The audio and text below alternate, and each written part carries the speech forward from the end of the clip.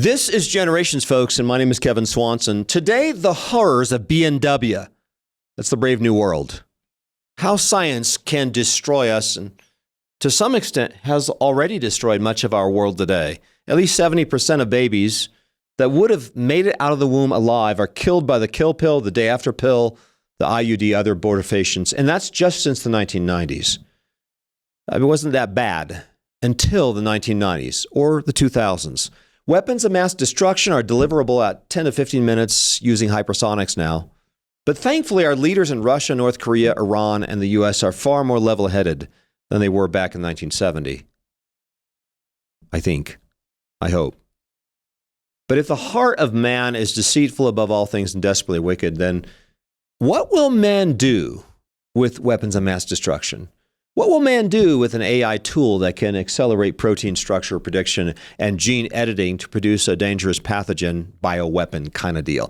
Who knows what the biological warfare guys are doing in Wuhan laboratories? Not sure. But the lack of the fear of God is the beginning of knowledge in the science class, I believe, has been our biggest concern in this brave new world sans God.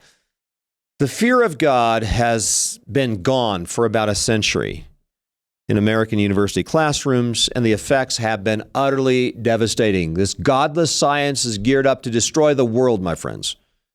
We have put the fear of God, the awesomeness of God, the wonder of God, the acknowledgement and praise of God back on every page, virtually every page of our science books. And the reason is this: in hopes that Christian parents would raise their children the fear of God and somehow save science and save the world in the next generation. Now, am I overstating the case? I don't think so. I'm overstating the case if you believe this fear of God thing is no big deal. But it is a big deal. It's the foundation of all knowledge. Take it out, what happens? This is probably the most critical issue of the day, my friends. I shudder to think of what will happen to a world that takes the fear of God out of the science classrooms in the universities and K-12 schools of this country. Science has become smart enough and godless enough to destroy the world. Secular science borrowed Christian foundations initially, and then used the technology to destroy the foundations and then destroy the world. That's how it worked, in that order. Occasionally, one of these brave atheists of the post-Christian world wakes up for a self-conscious moment to realize what they are doing to themselves. That's why Aldous Huxley's big point in A Brave New World is important. His point was that a society could lose its humanity not through force, but by comfort, pleasure, and yes, technology. If they're always comfortable, they would never question anything. And the select tool to be used to build that perfectly controlled society was supposed to be technology. The change would be subtle, but deeply transformative. Is the internet and modern IT systems a modern Tower of Babel? Modern systems are digitally interconnected and internationally tightly coupled together. Financial markets, logistics, energy, linked in real time. A failure in one layer will spread quickly to all the other layers. That's just the way it works. The dominoes are much closer together, and all of the international dominoes are all stacked together, and the biggest domino is probably the internet. And there are no real interruptions to any of this. Power grids, banking, transportation systems, they depend on networks. Loss of internet or cloud systems could paralyze activity actually very, very quickly. Social media could spread panic quickly and amplify division, distrust in systems. A few companies and systems now dominate, especially with the cloud providers, and disruption at key nodes will have an outsized impact, and that impact will occur quickly. But now AI systems also reduce human oversight, and systems can behave in unexpected ways at scale. And also decision-making becomes more opaque. And now a robot won a half marathon in China, was it just this week, ran it about 50 minutes. Pretty incredible. The fundamental problem, though, is that man is surrendering his role as ruling the creation, as God's vice regent. Increasingly, the inanimate creation rules over man. For example, autonomous weapon systems run by AI can select, track, and engage targets without human intervention once it's activated to do that. In other words, a human turns on the machine, and after he turns on the machine makes the targeting and firing decisions itself. No human approves each shot. No human is in the loop. And so that's what happens with AI. If a human is out of the loop, the decision to kill is made by an algorithm, not a human mind.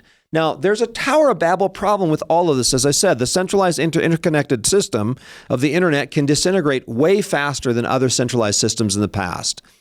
Experts and software engineers have warned that Anthropic's new AI model could usher in a new era of hacking through cybersecurity systems. You've got AI systems capable of advanced reasoning, identifying and exploiting a growing number of software vulnerabilities. This can give way to anarchists and revolutionaries who wish to create mass disorder in the system. AI-generated text, audio, and videos can convincingly fake reality. We know that. The effects are obvious: election interference, erosion of trust, social instability. We're already seeing trust eroded and an extreme blurring between that which is certain, that which is real, and that which is uncertain and unreal in the mind of the millennials. Fake news, the term fake news, has turned into a fairly ubiquitous term. And think about this. If nothing can be trusted, any kind of shared reality or shared truth just fractures. And here's what I wrote in Epoch, The Rise and Fall of the West. And by the way, this chapter on the rise and fall of science, I think is the most interesting chapter in my book. No pun intended. As far as the modern man refused to fear God as the beginning of knowledge, his science would turn to barking up the wrong tree, producing counterproductive results. Major developments in modern science during the latter half of the 20th century included weapons of mass destruction, computer information technology, genetic engineering. The grand inventions topping the list for the 21st century include the internet, the iPhone, the mobile operating systems, social media, Bitcoin, AI, gene editing, augmented reality, the conception control patch, online streaming, ebook readers, touchscreen glass, etc. Would any of this really help man in the dominion task? Would these things free man to serve God or further enslave him? Would he use them for good or for ill? Predominantly. And we keep asking ourselves, what is this buying us? Is life really better off with all of this? The 21st century produced children born of three parents, artificial insemination, surrogate wombs, millions of disposable snowflake children, human-animal hybrids, artificial wombs, innumerable other monstrosities like these. The overuse of antibiotics made the world more susceptible to highly resistant superbugs. The natural is traded for the unnatural, children conceived outside of human relationship, and then institutionalized womb to tomb. There was no end to what Dr. Frankenstein would do absent of the fear of God and all biblical morality. Would proud scientists set the world up for the most spectacular failure in all of human history? According to Nielsen's studies in 2016, the average American adult spends 10 hours and 32 minutes in unproductive uses of media per day. That's an increase of 10% from the previous year. It amounts to 65% of waking hours dedicated to entertainment as compared to 35% committed to productive labor. The shift to counterproductive technology and a ruinous science occurred just after the turn of the 21st century. God created man with the intent that he would take dominion over creation, but modern technology has taken dominion over man. Perhaps Jacques Ellul had a point 40 years before the fall of the Western world. Ellul wrote this word: "The human being who acts and thinks today is not situated as an independent subject with respect to a technological object. He is inside the technological system. He is himself modified by the technological factor. The human being who uses technology today is by the very fact the human being who serves it. And conversely, only the human being who serves technology is truly able to use it." And so it was. The science and the technology intended to save man has come to destroy man. This was the key force used to precipitate the fall of the West. Now, here is just one more hideous account from this brave new world in which, in this story, a surrogate mother, that's a hired womb, usually for homosexuals, was required by her child's commissioning parents to abort the child because an ultrasound had revealed the baby was missing 2 fingers. This from LifeSite News. I want you to listen to this from Olivia Morel, author and activist who herself was born via surrogacy and now fights against it. Listen to this. In the surrogacy contract, it's just normal to have abortion clauses. So the commissioning parents have the choice, if they wish, to demand an abortion to the surrogate. So there was this case where a surrogate mother was pregnant. She was in her 3rd trimester. And the baby, after the ultrasound, was found missing 2 fingers. And the commissioning parents did not want a child missing 2 fingers. So they asked the surrogate mother to perform an abortion. She was in her 3rd trimester, I have to say, full-grown baby. Indeed. And so she refused. She wanted to keep the baby. She refused. She said no. Unfortunately, she received a letter from lawyers of the commissioning parents saying that the contract had to be enforced and that she had to get a divorce or else she would not receive the money. And in plus of that, she would be sued. So she was forced to abort this baby just because he was missing 2 fingers. Folks, the wretchedness of this whole business of surrogacy and IVF is beyond our abilities to comprehend or to express it in any kind of words today. Hired wombs, forced abortions, IVF with its abortion rate of 7 to 20 babies per child conceived, 100,000 babies born a year by IVF now. But what a cost, what a cost. Live Action estimated 1,946,884 embryos did not survive implantation, while 100,000 babies survived. And by the way, 1,759,664 babies were either frozen, destroyed, or donated to research or released for embryo adoption. Wow, what a cost. What a cost. Kill off that many babies to salvage a few live ones. And now 60,000 babies have been bred and bought by homosexuals. Roughly 30% of the surrogacy rent-a-womb business. And keep in mind the Mark Regner's study found that sexual abuse occurs 3 to 4 times more frequently in homosexual families than typical families with moms and dads. And only 9% of Americans morally opposed to this hideous business. Is God going to pull the plug on this whole thing? I don't know. So what's the takeaway for our families in this brave new world today? Well, a couple of things. Let me close on this. There's almost no fear of God before their eyes. In the nation's churches, schools, politics, whatever. Parents, please, at the very least, raise your children in the fear of God, in the holy reverence of God as the beginning of wisdom and knowledge in the science classrooms. That's number one. Number two, when it comes to technology, do not turn the creation order on its head. We take dominion of the inanimate creation, and the inanimate creation of semiconductors and zeros and ones must never, never take dominion over us. Teach your children to take biblical, godly dominion in the world of science and technology. Give your children a biblical worldview in science. That's why we have our science curriculum as part of Generations. And then finally, the church needs to take a stand on this brave new world stuff, this IVF surrogacy mess. Well, Bill Jack is with me today with more on the brave new world.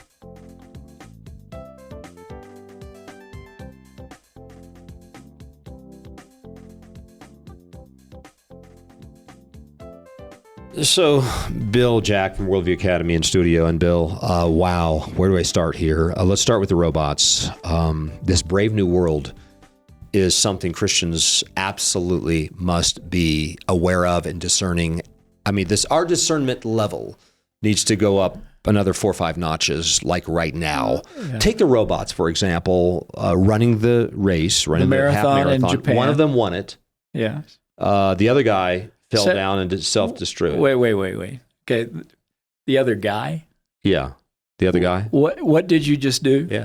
See, that's an personification. Issue. That's an issue. Okay, and if you see the clip of this one robot who starts off and he trips over a small little bump in the street, and when he trips and falls, he self-destructs. And everybody to whom I've shown this, they have an immediate revulsion and almost an emotional reaction to that. Mm-hmm.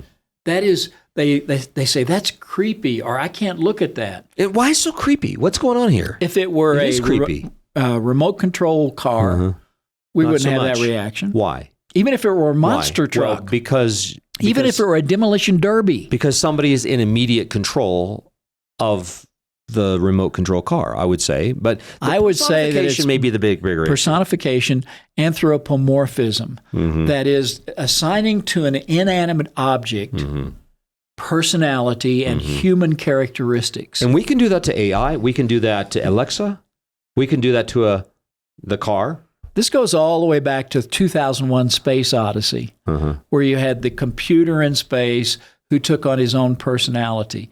And in the film in 2013, Her, in which Joaquin Phoenix's character is a lonely writer who develops a deep romantic relationship with an advanced AI operating system named Samantha.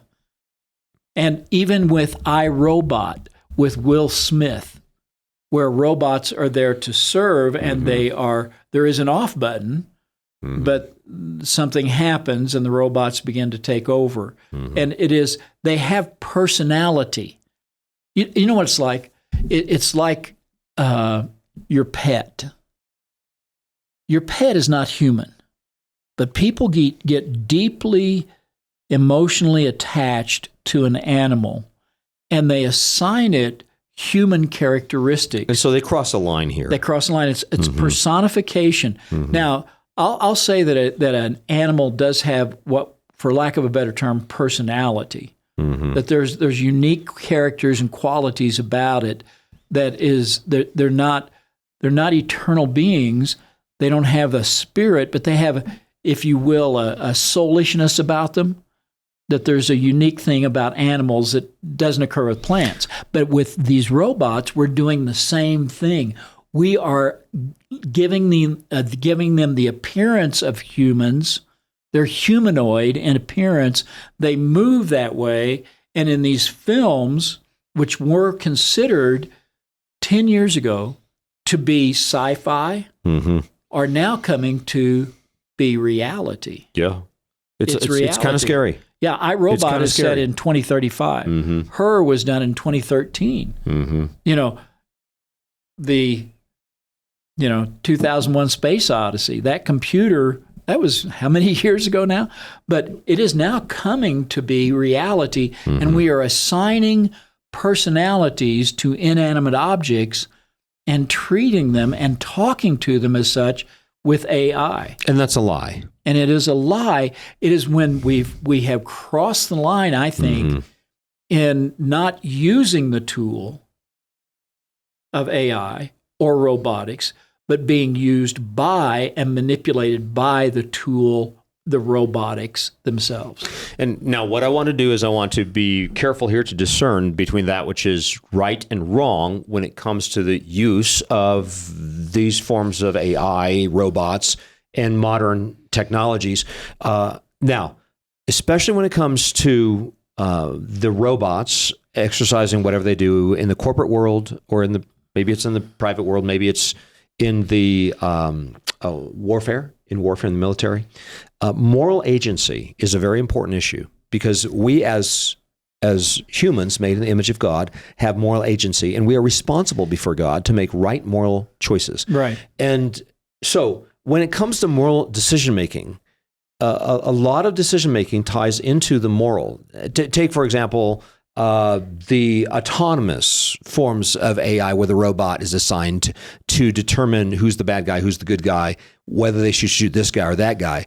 As in the movie Eagle Eye, I believe it was several years ago. We have to be very, very careful that we're not assigning this or attributing this moral agency to the robot himself. Now, I think also a lot of decision-making ties into the moral within the context of the business world as well. Oh, definitely. So though I was involved in high-volume manufacturing for a number of years, and we had robotic arms that would pick up a piece and move it over here and such, but we have to be very careful with robots, because a robot employee, I put that in quotes only, is doing his thing in the company. But if he's doing it out from under the control of a human, and I'm saying regular oversight and control of the human, that's a problem, because the human needs to maintain 100% control of the robot, especially when the decision making involves a moral component. And that appears actually quite regularly on an assembly line, on a manufacturing line. I'll give as well as in the military. So my point is that moral decision-making needs to be retained in order for the human to follow through on his responsibilities to take dominion over the inanimate creation. Not only that, but we should value humans above the machines. Absolutely, throughout. I was in Scottsdale, Arizona, and I kept seeing these vehicles. I thought it was the same one, but I was in various parts of the city, and I realized they had cameras on in place of the taillights. So driverless cars. They were driverless. It was Waymo, and they were mapping out the city. And I was just amazed by this because I thought they were being driven, and then I walked up and looked in, and they're driverless. And then I was talking to family members, and my sister said, yes. She said, I have a friend whose car was in an accident with one of these because it ran into her. And the company refused to pay the claim because they said, we do not make mistakes. Our Waymo vehicles, or whatever it was, do not make mistakes. And the only reason that she got the company to admit their fault was to tell them, my car was parked. Okay, yeah. My car was parked. Right. But their moral agency was that the default was to trust the machine, not to investigate and value the individual above the system. That is very dangerous. That's a concern. And I would question Waymo cars. I would question driverless cars. I would too. And it goes to this whole thing of surrogacy. Because when you're driving a car, you have a moral agency. Yes, kick in at that moment. And even the idea of we are giving over our dominion to AI and saying, you create, you decide what is good and what is bad in art, what is good and bad in creativity. Just because we have the technology to do it doesn't mean we should do it. And our technology has always been ahead of the ethics that we then attach to it. And that goes back to the whole thing of surrogacy and this issue with the surrogate mom who was forced to have an abortion. It's the same thing. It's this moral agency that we are giving up. Well, we're trying to answer the question today, at what point do we cross the line and submit our responsibility to take dominion over the inanimate creation and turn it on its head? And by the way, some have pointed this out before, and I think that there's some merit to this explanation, that the fall of man involved turning the created order on its head, such that the serpent was driving this thing. The woman in the temptation gave way to the serpent's suggestion, and then the man gave way to his wife's encouragement as well. Right. So the dominion, the order of creation was set on its head in the fall of man in the garden. So that explanation has been given before, and I think the same thing can happen with modern technology. When it comes to this technology, we cannot turn creation on its head. We take dominion over the inanimate creation. At what point are we surrendering that? Where do we cross the line? That's the question I'm asking today. We cross the line when we've surrendered moral decision-making. Secondly, we cross the line when we allow for the technology to force us to make the wrong decisions and the wrong priorities in our own lives. Becomes the internet, very for example, utilitarian and pragmatic. Well, sure. Like the internet can rearrange our priorities. Technology can rearrange our priorities and control our purchasing habits, our schedules, our priorities, and get us to disobey God in terms of how we should relate to one another, say, in family life. Technology could as well push us into the East of Eden and wandering as a vagabond in this isolated world of the electronic universe. That, and is another example in which, we are surrendering ourselves as created in the image of God and responsible for fulfilling the creation mandate as well as the commandments of God. Right. And when technology is forcing us in some way, backing us into this position in which we are no longer submitting ourselves to the will of God, that's a problem. Right. And we're giving up community. Sure. It's isolation. It is autonomy to the max so that we are in control. That it's the Tower of Babel, that we will build this utopian world, and we can do it by using our technology rather than saying we live in a fallen world. We have a broken relationship, not just with God, but with nature. We have a broken relationship with each other. We have a broken relationship with ourselves, and we are in need of a restoration that comes from outside us, rather than saying we can fix this. It is an arrogance and a pride in man, and it's the desire to create a perfect world. And what is so frightening about that machine that trips, that looks like a human, trips, and then suddenly self-destructs, is that it shows us that all of our desires to create a utopia have inherently in them a dystopian aspect, that we will never be able to create a perfect world. We will never be able to avoid the tripping up, the pitfalls, the unexpected consequences that come when man takes the reins away from God. I think also this modern technology, this brave new world technology, is countering God's created order and breaking God's laws and really bringing God's judgments down upon our nations. That's what's going to happen here, friends. And when we think of this rent a womb, surrogacy, IVF, et cetera, it's a violation of Exodus 22:22. And that's the bottom line here, my friends. It is a violation. It's a horrible violation of God's law. And God promises judgment upon a nation that brings in things like IVF. He promises judgment upon a nation that does these sorts of things. And here's what it says. You shall not oppress the orphan. Yeah. You shall not oppress the orphan. And my argument is, arguing from lesser to greater, is if you're creating orphans, you're oppressing orphans. If you're willfully creating orphans, if you're mass producing, mass manufacturing orphans by the millions, and by the way, also killing more orphans in the process, God says this: you do that kind of thing, I will assuredly, my anger will be kindled. I will come, I will kill you with the sword.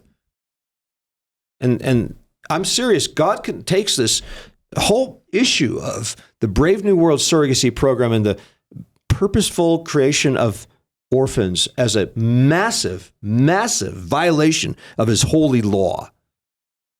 We value the technology over the individual. Right. We value the group. And over God's law. Over the individual. Over God's law. We value man's... violating God's laws. This is the problem. You value man's reason rather than God's revelation. Yeah, and the violation of God's law will produce a hell on earth, a dystopia versus a utopia they claim they're producing. Another movie that showed that is the very first Matrix film, which showed that very clearly. It was a pro-life film when you saw it, because they mass-produced these babies to be the slaves of the technology, of the AI.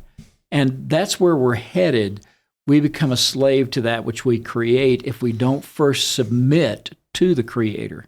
If we thumb our nose, if we shake our fist in His face and say, you don't create me, you don't determine who I am, you don't define me, I define me, and I can create a perfect world, I can create a perfect society, He's going to say, go ahead, see what happens. Yeah, and that's precisely what's happening right now.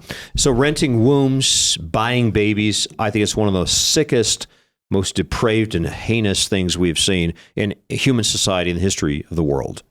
And by the way, it's a $200 billion industry right now, or it should be there by 2034. That's what they're saying. They're saying maybe right now it's in the tens of billions, but they're expecting this to be the $200 billion worldwide program by 2034. It's basically buying babies. It's selling babies to homosexuals. That's what they're doing. 35% of surrogacies are to homosexuals. They've already, I think, processed hundreds of thousands of babies this way. We were horrified when David Daleiden exposed that Planned Parenthood was selling baby parts from abortion. Right. This is the next step. This is the next step. We are terrible. This is the slavery of our day. This is the slave trade of our day, that we are now selling babies, and it's considered to be a product, not a person. It's considered to be a contract, not a conviction that we are to raise a godly seed. It is merely, let's do it because we can. And it's convenience. Baby trafficking. Yeah. What was it? I've got the stats here from the Mark Regner study. 20% of kids raised in homosexual families, 20 to 25%, have an STI. 23% have been touched sexually by a parent in these lesbian homes. 30% 31% have been forced to have sex against their will versus 8% in your typical home. So it's 3 to 4 times, meaning about a third of kids raised in these homes have been forced to have sex against their will. Well, if you can create a designer baby, that's what we're talking about. Yeah. I want this baby to have all 10 fingers and not miss 2 of them, or I'm going to abort the baby. I want a baby with these characteristics. I want a designer baby with blue eyes and blonde hair, or red hair and brown eyes. I'm picking and choosing. If you don't quite get the right one, you abort it. You can do with it what you will. And if you can do with it what you will prior to birth, then what are you going to do with it after the child is born? You can use it. Yeah. And as my father always said, things are to be used. People are to be loved. In our culture, we have now decided that people are to be used and things are to be loved. And as I've said before, if a nation has killed 80 million babies, what do you think they're going to do with these kids that actually make it out of the womb and survive the birth canal? Well, the answer is they will be sexually molested. They will be abused in Or every discarded. other way. I was just in Riverton, Wyoming this past weekend, and the reservation, Wind River Reservation, surrounds Riverton. And the local paper, I went to the coffee shop and saw the local paper, and I was shocked.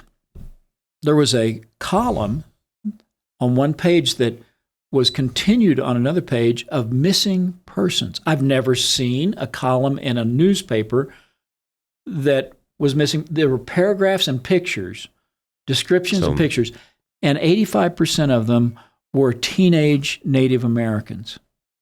That's so disturbing. But that's another example of we as a nation did not do right by a people group. We set up a Marxist system. We made them dependent upon the government, not upon God.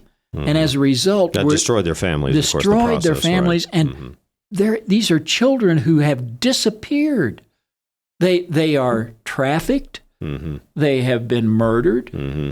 Yeah. They have been discarded by society, and it's so disturbing. It goes along with what this is. It's a surrogacy that God does not want. Well, God wants children to be raised in a godly home with a mother and a father who honor Him and recognize that their responsibility is to train up the child to know Him and to be free because they know the Creator. Bill, I think we're in worse shape than we've ever been as a history of the nation. But let me say this also. Eugenics was a problem in the early part of the 20th century, and slavery was an issue in the 19th century. That being the case, there were the Wilberforces. Yes. There were the Calvin Coolidges who stood against the Woodrow Wilsons when it came to eugenics. So praise God. Yeah, there are periods of time in which these horrible, heinous actions are celebrated, and hardly anybody stands up against them. And right now, I don't know that many people standing up against IVF or surrogacy. There's very few, almost nobody will stand up against abortifacients and the use of the IUD and the day after pill, et cetera, and the tens of millions of babies that are killed each year in this country by the use of abortifacients. There are very few people who stand up against it. But there are very few that stood against slavery or eugenics in previous centuries. But you know what? Stand up against these heinous and horrible abominations that are endorsed by almost everybody. Somebody says something. Somebody stand up. Somebody speak truth. Yeah. And you know what? I think it will make a difference. And this is my point. It'll make a difference if somebody just breaks the silence. And that's what we're doing on this edition of the program. Yeah. Do not grow weary in doing well. Yeah. And somebody has to speak up for the little babies. Yeah, exactly. Yeah. And one day, God will put an end to it. Yeah. But for right now, let's turn on the lights and let's say something about these abominations that are taking a primary place in the history of this country. I encourage you to my book, Strong, which I think Christians need to be stronger. They need to speak stronger. They need to stand up on these issues. I would encourage folks to read that little book, Strong, to just be encouraged in these areas. Because if the church doesn't stand up, nobody will. So I encourage folks to get a copy of my book, Strong. Really is a reforming agenda for the church. So grab a copy of that book, Strong, available at generations.org. This is Kevin Swanson. Inviting you back again next time as we continue to lay down a vision for the next generation. This has been a production of the Generations Media Network. For more information, go to generations.org/media.